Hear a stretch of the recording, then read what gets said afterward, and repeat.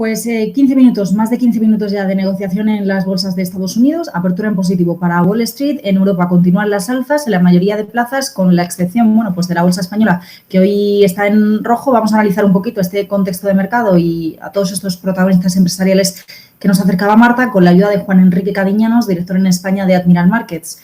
Juan, ¿qué tal? Muy buenas tardes. Buenas tardes, ¿qué tal?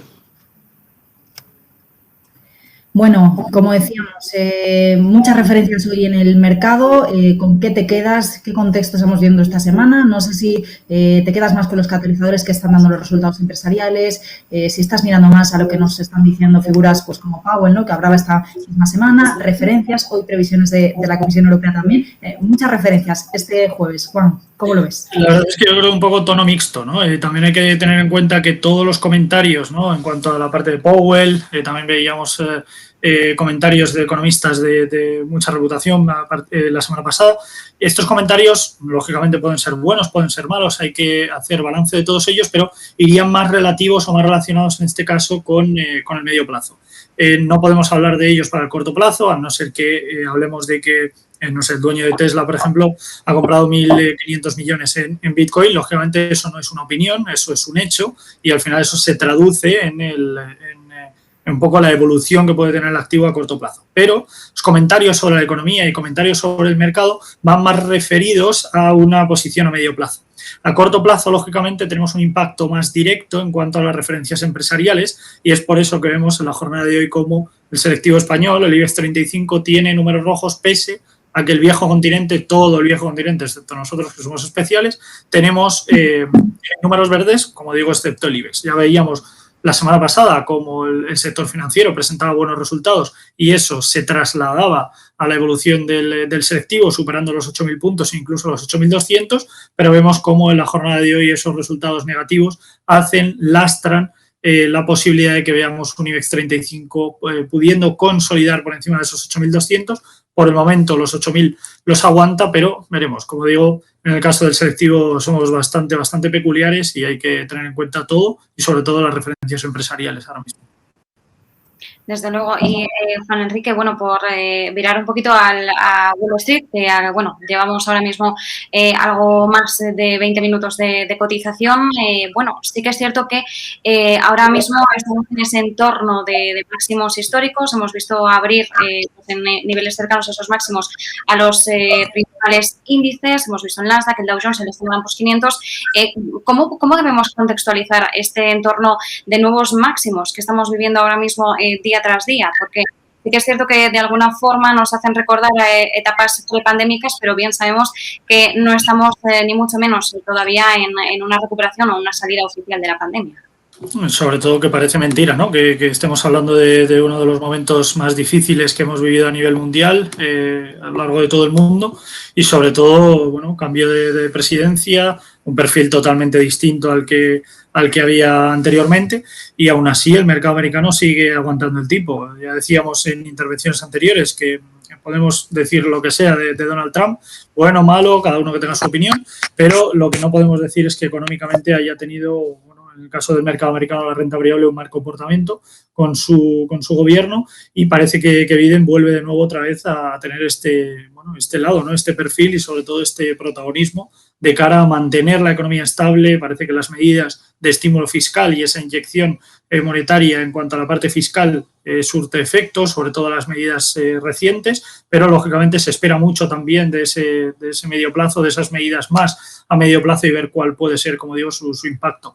Como vemos, superación clara, lo vemos en los gráficos, en este caso del Standard & Poor's, superación de niveles anteriores, vemos cómo supera esos máximos en torno a los 3.870, 3.850 puntos, vuelta de nuevo a intentar atacar niveles y parece que los 4.000 se antojan como un objetivo bastante realista tras los últimos acontecimientos. Pero como digo, parece mentira que estemos hablando de un posible objetivo en el S&P en 4.000 puntos, me parece una locura, sobre todo con las últimas referencias macroeconómicas que hemos conocido del mercado americano, ese informe de empleo, esas referencias de consumo, las cifras de paro y sobre todo las ventas de viviendas nuevas y existentes con referencias y sesgo en todas ellas claramente negativos. Lo único que vemos cómo aún así el mercado americano sigue tomando como una noticia no tan mala, lo cual lo toman como algo muy positivo. Cuando el dato no es tan malo como lo que se esperaba, al final se traduce en que sigue habiendo subidas, pero sigue habiendo divergencias importantísimas, seguimos teniendo muchísima debilidad a corto plazo en el mercado americano, lo que quiere decir que por probabilidad los activos deberían caer. Lo único que veremos a ver cuándo empieza esa caída y en qué nivel se encuentra el mercado en ese momento. Eso en Estados Unidos. ¿Cómo ves el contexto ahora mismo en mercado europeo? Bueno, ya veíamos cómo el IBEX se descuelga, sabemos el peso al final, ¿no?, que tiene la bolsa española dentro del conjunto europeo. Sí que hemos visto, por ejemplo, al DAX, ¿verdad?, en las últimas sesiones, en las últimas jornadas tocando máximos. Hoy tenemos esas previsiones de la Comisión Europea. En el caso de España, pues es el mayor rebote, se pronostica, porque también ha sido la mayor caída en 2020. En cualquier caso, se espera, ¿no?, algo de crecimiento, sobre todo para la segunda mitad del año, pero bueno, siempre y cuando esas campañas de vacunación sigan. Y mientras tanto, pues seguimos conociendo resultados que nos dan un poco el peso, ¿no?, de cuánto ha afectado al final la pandemia. ¿Cómo ves Europa? Pues en general, si fuéramos a lo que es hacer balance general en la parte europea, vemos como en el caso del Eurostoxx vuelve de nuevo a intentar atacar zona de máximos anteriores. En este sentido no hablamos de máximos históricos, pero sí de máximos anteriores y lógicamente con muy buen posicionamiento por encima de esos 3.650 puntos y sobre todo en una situación en la que, una vez más, al igual que comentábamos en el caso del mercado americano, las referencias macroeconómicas tampoco acompañan a ver un crecimiento tan estable y sobre todo tan volátil, al menos en ese horizonte temporal, superando niveles importantes, consolidando buenos tramos, y yo creo que la parte europea sigue fuerte, pese a que esas referencias no han tenido un sesgo claro y desde el lado positivo. En el caso del mercado, yendo a cotas más concretas, vemos cómo la situación para el DAX vuelve de nuevo otra vez a estar muy cerca de esos máximos históricos, una situación en la que vemos como los 14.190 puntos vuelven de nuevo a ser una referencia importante y sobre todo realista en la situación actual. Estamos hablando de apenas unos 80, 75 puntos sobre los precios actuales, que para el DAX no es nada, y es cierto que en cuanto a referencias sigue siendo un pilar principal de cara a lo que es la economía europea y sobre todo de cara a los inversores a corto plazo. Y en concreto para el IBEX 35, como decía, ¿no?, una situación diametralmente opuesta, muy complicado ni siquiera el presumir o el poder hacer balance a una posibilidad de estar cerca de los máximos históricos. Hablamos por encima de los 16.000 puntos. Para un IBEX 35, lógicamente, que se antoja muy complicado, pero los máximos del año anterior estuvieron rondando los 10.000, pero ni siquiera nos encontramos ni cerca de los 9.000 puntos. Vemos cómo tontea o tubitea, duda en cuanto a la posibilidad de mantener esos 8.000 puntos en el corto plazo, lastrado, como decíamos, por esos resultados empresariales de la jornada de hoy, ya que el sesgo general de la parte macroeconómica para España es mala, muy mala, y la verdad es que para el año 2021 no se espera que haya cambios positivos en esto. Y por referirnos un poco más en términos generales, cuando hablabas del caso de Estados Unidos, parecíamos entender de alguna forma que seguimos asistiendo a una desconexión entre lo que está ocurriendo en las bolsas y lo que ocurre en la economía real. ¿Podríamos concluir eso tanto en Estados Unidos como en nuestra región europea? Ahora mismo las bolsas, ¿a qué tono se mueven? Ahora mismo, lógicamente, a la parte económica. Es cierto que las referencias empresariales, vamos a poner un ejemplo igual que lo que ocurrió la semana pasada en el caso de España, veíamos cómo las referencias empresariales de la banca, del sector financiero, eran malas, porque obviamente que la banca sigue representando beneficios por acción en general para todas ellas, con EBITDAs en beneficios netos negativos, lógicamente pérdidas representadas año tras año y trimestre tras trimestre para la banca, y esto lógicamente se traslada y se traduce en la evolución que puede tener a medio plazo la banca. Pero los resultados fueron mejores de lo que se esperaba, o mejor dicho, no tan malos. No creo que podamos decir la palabra mejores, pero podríamos decir no tan malos como se esperaba, y eso se traduce en que hay subidas para las principales compañías, en este caso al corto plazo. Como vemos, por ejemplo, en el caso de la evolución para BBVA. Es un ejemplo muy claro, ¿no? Veíamos cómo antes de la presentación de resultados los precios realizaban movimientos importantes de caída, y en el momento que los resultados se presentaron, que recordar fueron malos, los precios del activo volvían de nuevo a subir. Y esto se traduce al mismo escenario que podemos ver en el caso del Standard & Poor's. totalmente distorsionado en general la renta variable americana de las referencias macroeconómicas, que como decimos, tanto las cifras de paro como las cifras de confianza del consumidor, el consumo propiamente, que no olvidemos que es 2/3 partes del PIB de la economía y del PIB americano, y las referencias en cuanto al informe de empleo eran sumamente negativas, no malas, eran sumamente negativas, y aún así los precios seguían tirando para arriba. ¿Por qué? Porque las referencias empresariales, más a corto plazo, el sesgo que tenían no era tan malo como lo que se esperaba, y eso lo que hacía es que las propias acciones que pertenecen o que forman parte del Dow Jones o que forman parte del Nasdaq o que forman parte del Standard & Poor's, lógicamente tienen un sesgo favorable en cuanto a la evolución, y esto hace crecer.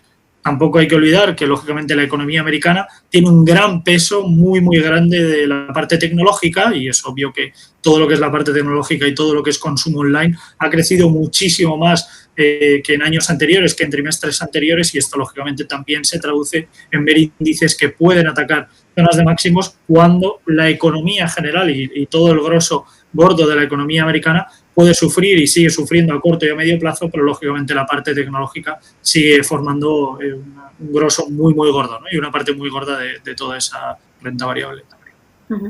Quería aprovechar para, bueno, ya que hemos tenido esta semana los resultados de Coca-Cola en Estados Unidos y hoy conocíamos los de Pepsi, para echar un vistazo un poco a cómo se encuentra el sector en estos momentos. Podríamos decir que en el caso de ambas compañías, que al final son rivales y son gigantes de este sector bueno, de alimentos, de snacks, ¿no? y de refrescos, sí que es cierto que ambas compañías hemos visto similitudes en el sentido de que se muestran pues algo esperanzadoras, ¿no? Respecto a 2021, bueno, también no nos queda otra en otros términos, pero sí que es cierto que, bueno, hemos visto la realidad, ¿no? Debido a las mayores restricciones, pues evidentemente se han consumido menos sus productos, pero otros quizás han ganado algo más de valor. Al quedarnos en casa se han consumido quizás otro tipo de productos dentro de su gama, pero ahora mismo, ¿qué es lo que podemos esperar respecto al sector de cara al medio-largo plazo? Es un poco lo que comentabais, ¿no? Con la noticia de Uber, que pues lógicamente toda la parte de alimentación y todo lo que se desarrolla la parte online, todo lo que es consumo online crece. Esto es lo mismo que hemos podido ver con Netflix o que hemos podido ver con Facebook.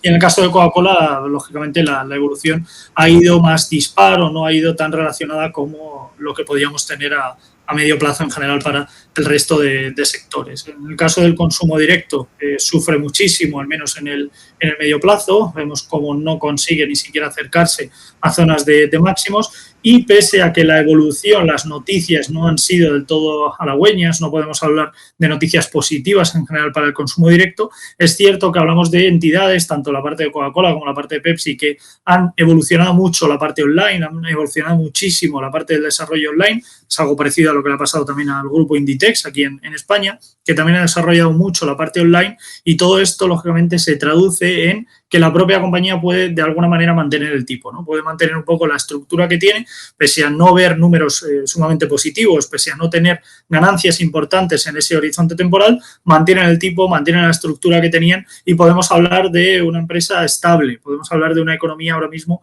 con cierta estabilidad. Es cierto que los precios en general y en el lado concreto perdiendo niveles importantes como en la zona de los $50, que es cierto que lo vuelve a recuperar, pero ni siquiera consigue mantener los $54 por la parte alta. Veremos en definitiva si consiguen volver a recuperar esos $50 por acción y volver así a tener un posible sesgo, una posible tendencia a corto plazo más tranquila, que de alguna manera pueda dar confianza, ¿no? al inversor y sobre todo al accionista para mantener posiciones en la entidad, y sobre todo ver cómo se van redireccionando a esa parte online, que seguirá siendo una parte muy importante en Estados Unidos, aunque el sector del consumo irá muy de la mano, la evolución del mismo irá muy de la mano con respecto a la evolución propiamente de esa distribución de las vacunas a nivel mundial, y que lógicamente ese consumo puede ir creciendo. Pues Juan Enrique Cadeñanos, muchísimas gracias por acompañarnos este ratito. Gracias a vosotros, un placer como siempre.